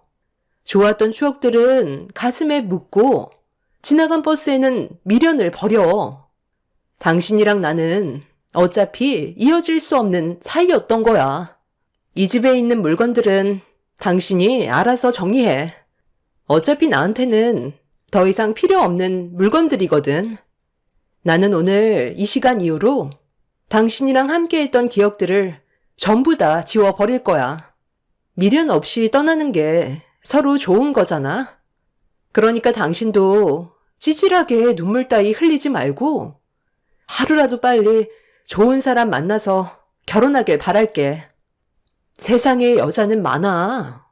분명 좋은 사람 생길 거야. 나한테는 당신이 부족하다고 생각했기 때문에 내린 결정이지만 당신으로 만족하는 여자들도 분명 나타날 테니 너무 우울해하지 않았으면 좋겠어. 원래 인생은 다 그런 거야. 평탄한 삶만 살면 재미없잖아? 롤러코스터처럼 굴곡이 많아야 살맛 나는 인생 아니겠어? 그동안 나한테 잘해줘서 고마워. 즐거웠고 앞으로 당신도 행복해졌으면 좋겠어. 마지막이니까 서로 좋게 헤어져야지. 그럼 건강히 잘 지내. 그렇게 저와 아내는 끝내 이혼을 하게 되었고 저희 부모님께서도 아내의 충격적인 행동으로 인해 정신을 차리지 못하셨어요. 저에게 위자료는 아무런 의미가 없었어요. 사랑하는 사람을 떠나보낸 충격 때문에 제대로 된 삶을 살아가는 게 정신적으로 너무 힘이 들었었죠. 아내와 함께했던 모든 추억들이 집안에 고스란히 남아 있었기 때문에 이혼을 했다는 게 실감이 나지 않았었어요. 그렇게 아내가 없는 집에서 하루 이틀 살다 보니 점점 현실이 와닿았고 어느 순간부터 저를 버리고 떠난 아내에게 분노만 가득 남고 말았습니다. 부모님께서는 제가 하루라도 빨리 털어버리고 새 삶을 찾길 바라셨지만 그건 말처럼 쉽지 않았어요. 제 삶의 목적이 전부 아내였는데 그 목적이 사라지다 보니 의욕이 완전히 상실되어 버린 상태였죠. 매일을 술에 의지하면서 살아왔었고 집 밖으로는 한 발자국도 나가지 않았습니다. 그런 페인의 삶을 몇 달 동안 보내고 있었을 때 커튼 틈 사이로 빛이 새어 들어오길래 힘든 몸을 움직여 창밖을 바라봤는데 거리를 걸어 다니는 사람들이 각자의 인생에 최선을 다해 살아가고 있는 모습들이 눈에 보이더라고요. 그런데 저는 아내와 이혼을 했다고 집안에 처박혀서 세상 다 산 사람처럼 한심하게 시간을 보내고 있는 제 자신을 보게 되었고 그때부터 이런 식으로 삶을 낭비하는 건 좋지 않다고 생각하게 된 저는 아내를 제 머릿속에서 지워버리기 위해 세상 밖으로 다시 나왔습니다. 성공이라는 단어를 맛보기 위해 사업이라는 걸 시작했어요. 그리고 제 모든 걸 쏟아 부었죠. 인생의 마지막 기회라고 생각하고 사업에 뛰어드니 제 앞에 서 있는 벽을 하나씩 부수면서 나갈 수 있었고 정신없이 앞만 보며 살아오다 보니 어느새 5년이라는 시간이 훌쩍 지나가 버렸습니다. 일에만 빠져 살게 되자 자연스럽게 아내를 제 머릿속에서 지워버릴 수 있었어요. 그리고 저는 성공이라고는 할 수 없지만 어느 정도 안정적인 사업을 운영할 수 있게 되었죠. 부모님께서는 제가 하루라도 빨리 좋은 여자를 만나 새롭게 시작하길 원하셨지만 저는 과거의 상처로 인해 2번 다시는 여자를 만나지 않겠다고 결심한 상태라 결혼 생각은 하지 않고 혼자의 삶을 살면서 모든 걸 누리고 싶었어요. 2번의 상처를 받고 싶지 않았던 거였죠. 사업을 시작하면서 아내와 함께 살던 집을 처분하고 집안에 있던 물건들도 싹 다 정리를 했었어요. 제가 집에 나올 때는 몸밖에 없었습니다. 아내와 함께 했었던 조금의 기억조차 남김없이 지워버렸던 거죠. 그렇게 잘 지내오던 어느 날 사업장 근처로 또 이사를 하려고 집안 정리를 하고 있었는데 누군가 벨을 눌렀어요. 확인을 해보니 저희 집에 가스 점검하러 오신 분이시라 문을 열어 드렸습니다. 검사를 마치고 사인을 해달라는 말에 서류를 건네받아 사인을 하고 있는데 점검원 아주머니께서 저에게 건너편 빌라로 이사를 하는 거냐는 이상한 말을 하시더라고요. 무슨 말을 하시는지 몰라 서류를 건네드렸는데 아주머니께서 건너편 빌라 3층에 아들이 살고 있는 거 아니냐며 저를 빼다 박았다는 말을 하셨고 그 말에 저는 혼자 사는 사람이라고 어색한 웃음을 보이자 아주머니는 현관문을 나서시면서 저와 너무 똑 닮아서 놀랐었다는 황당한 말을 하셨어요. 저는 창문으로 건너편에 보이는 빌라를 빤히 쳐다보다가 이삿짐을 마저 꾸리고 있었는데 몇 시간 뒤 밖에서 아이가 우는 소리가 계속해서 들려오길래 잠깐 허리를 좀 펼 겸 창밖의 상황을 바라보고 있었습니다. 그런데 제 두 눈을 의심할 만큼 놀라운 광경을 목격하고 말았어요. 5년 전에 이혼을 했던 아내가 아이를 혼내면서 빌라 안으로 들어가고 있었어요. 예상치 못했던 장면을 목격한 터라 순간적으로 심장이 쿵쾅거리면서 숨이 가빠오기 시작했습니다. 아내와의 모든 기억을 지우고 새로운 지역에서 5년이라는 시간을 보냈었는데 길 건너편 빌라에 아내가 살고 있었다는 거에 엄청난 충격과 소름이 돋았었죠. 저는 빌라로 들어가려는 아내와 들어가지 않으려고 떼쓰며 울고 있는 아이를 빤히 쳐다보고 있었습니다. 저와 이혼하고 잘 살고 있을 줄 알았는데 아내의 모습은 제가 생각했던 거와 다르게 상당히 힘들어 보였어요. 그렇게 아이와 한참 동안 실랑이를 한 끝에 아내는 빌라 안으로 들어갔고 저는 그날 이후 어떤 삶을 살고 있는지 궁금해 다시 한번 아내를 보고 싶었습니다.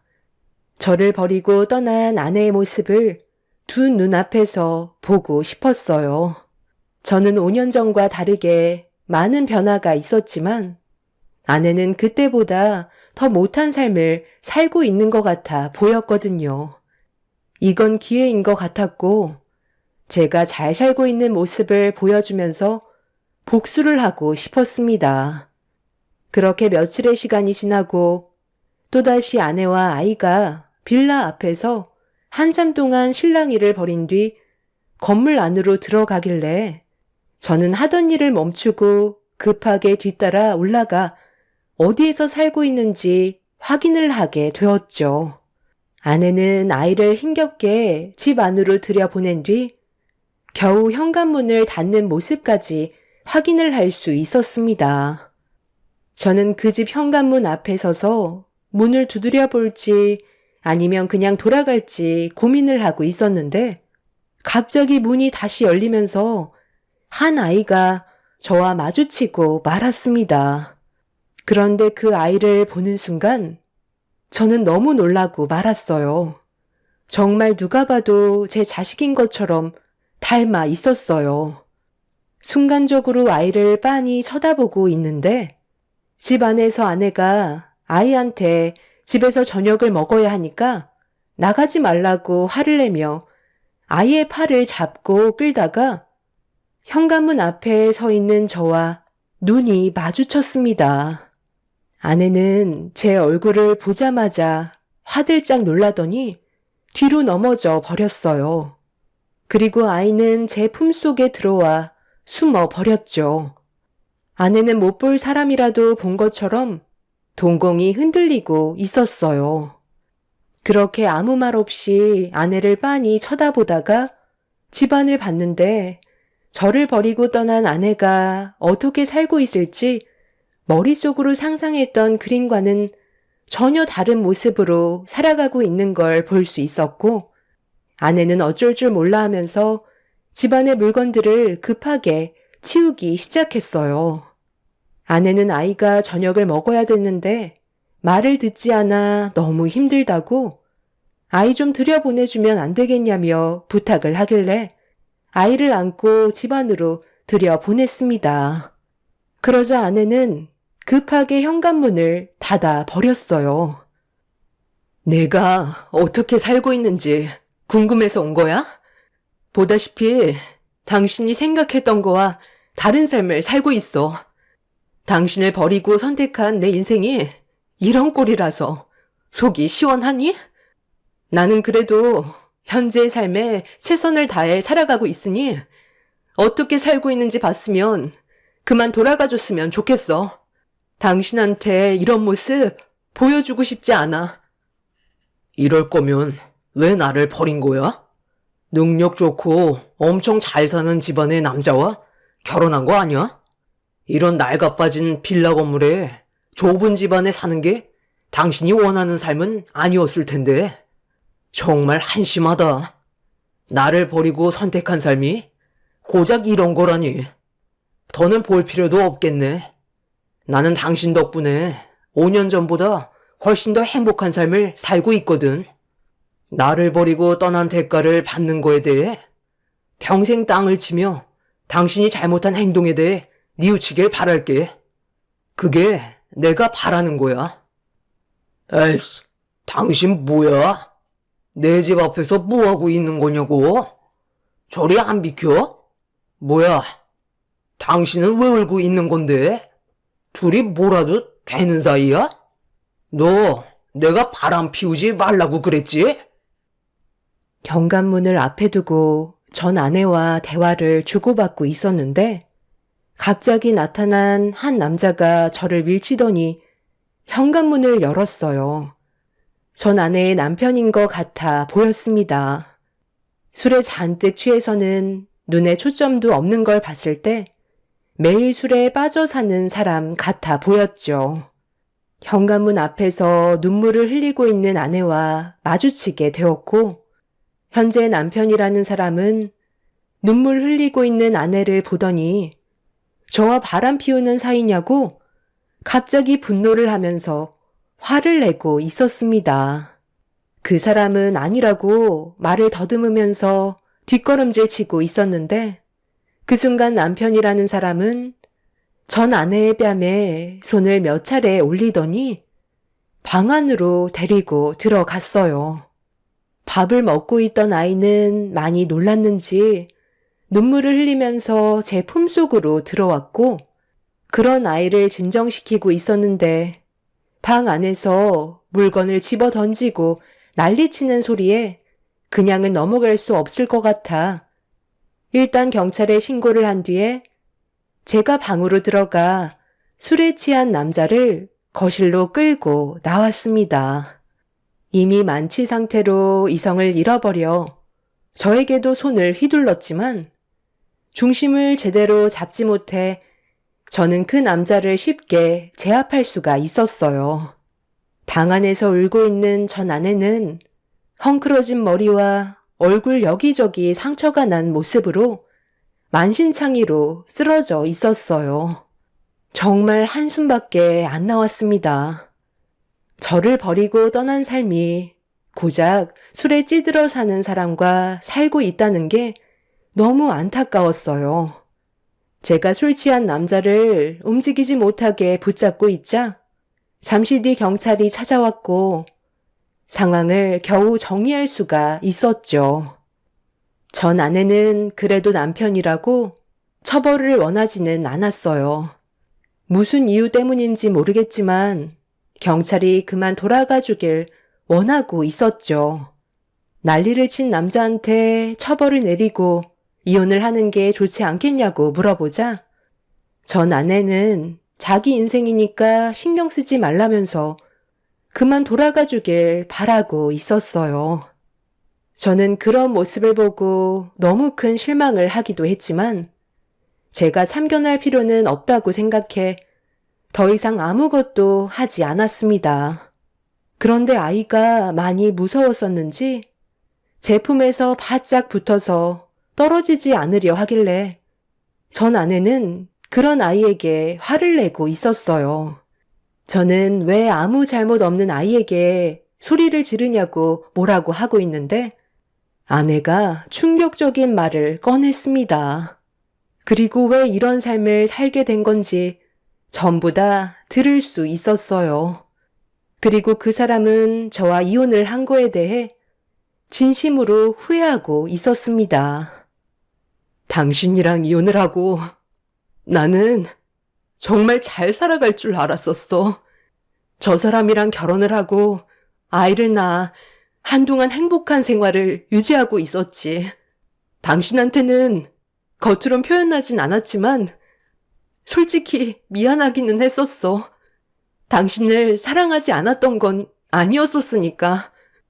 하지만 나는 좀 더 많은 걸 누리면서 살고 싶은 욕심이 더 컸었던 것 같아. 그래서 저 사람이랑 잠자리를 했었고 내가 원하는 대로 임신까지 된 거였지. 그렇게 당신과 법적으로 남남이 된 이후 이 사람 집안의 며느리로 잘 살아가고 있었는데 어느 날 시부가 운영하시던 사업에 문제가 생겼어. 남편과 시어머니까지 한 가족이 매달려서 회사를 살리려 했지만 한번 무너지기 시작한 사업은 걷잡을 수 없었고 결국 엄청난 빚만 떠안게 되었던 거야. 그로 인해 엄청난 충격을 받으신 시부모님께서는 절대로 해서는 안 될 선택을 하게 되면서 세상을 떠나게 되자 남편은 충격을 많이 받았는지 그때부터 제대로 된 삶을 살아가지 못하고 있었어. 매일을 술에 빠져 살게 되었던 거야. 이게 당신이랑 이혼하고 나서 1년 만에 벌어진 일이었지. 그때부터 우리 부모님께서 금전적으로 도와주시기는 하셨지만 그것도 한계에 부딪히게 되면서 생활은 날이 가면 갈수록 어려워졌었어. 그런데 어느 순간부터 아이가 커가면 커갈수록 주위에서 남편이랑 내 아들이 서로 닮지 않았다는 말을 자주 듣게 됐었는데 남편은 그때부터 우리 둘 사이에서 태어난 아이를 의심하기 시작하더니 나 몰래 유전자 검사를 받았었어.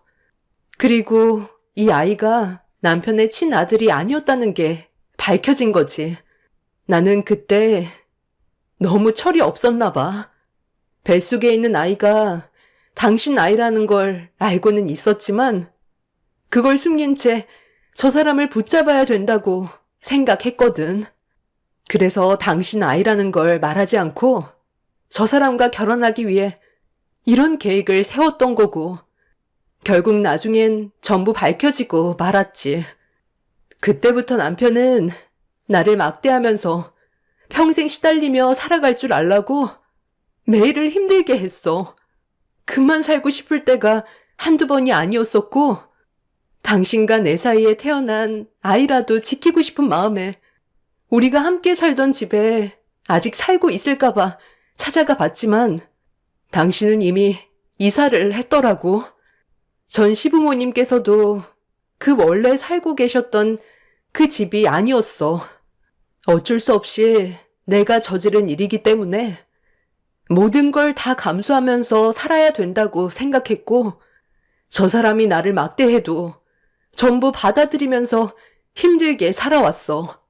그런데 오늘 당신을 이렇게 만나게 된 거야.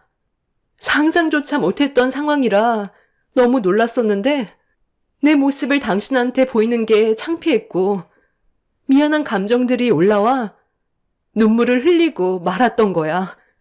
이런 말 하는 거 정말 이기적인 거 알지만 우리 둘 사이에 태어난 아이는 아무 잘못이 없잖아. 제대로 된 인생을 살아야 될 거 아니야. 이 집에서 살면 이 아이마저도 불행한 길을 걷지 않겠어? 내 말이 거짓이라고 느껴진다면 유전자 검사를 해봐도 좋아. 나는 이 사람 곁에 있어야 돼. 그게 내 인생이잖아. 하지만 우리 아들 민준이의 인생은 행복해야지. 이제 5살밖에 안 됐는데 하루도 눈물을 안 흘렸던 적이 없었어. 부탁할게. 아내의 말을 듣게 된 저는 엄청난 충격을 받고 말았습니다. 제 품에 안겨있던 아이가 저와 피가 섞인 아이였다는 거에 할 말을 잃어버렸었죠.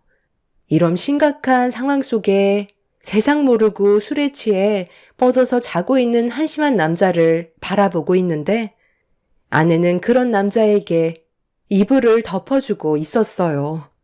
저는 어떻게 해야 될지 몰라 나중에 다시 오겠다는 말을 남긴 채 집을 나섰습니다. 그날 이후 부모님께 찾아가 이런 상황들을 전부 다 설명드리자 저와 똑같은 반응을 보이셨어요. 부모님께서는 아이의 안전을 위해서라도 데려오는 게 좋지 않겠냐며 좋게 상황을 풀어나가려 하셨어요. 그래서 이런 상황들을 전 아내의 남편분에게 맨 정신일 때 모든 걸 설명했습니다. 그런데 제가 아이를 데려오는 조건으로 3억을 요구하더라고요. 주지 않는다면 아이의 얼굴은 더 이상 볼 수 없을 거라며 제가 생각했던 거와 다른 전개로 흘러가 버렸습니다.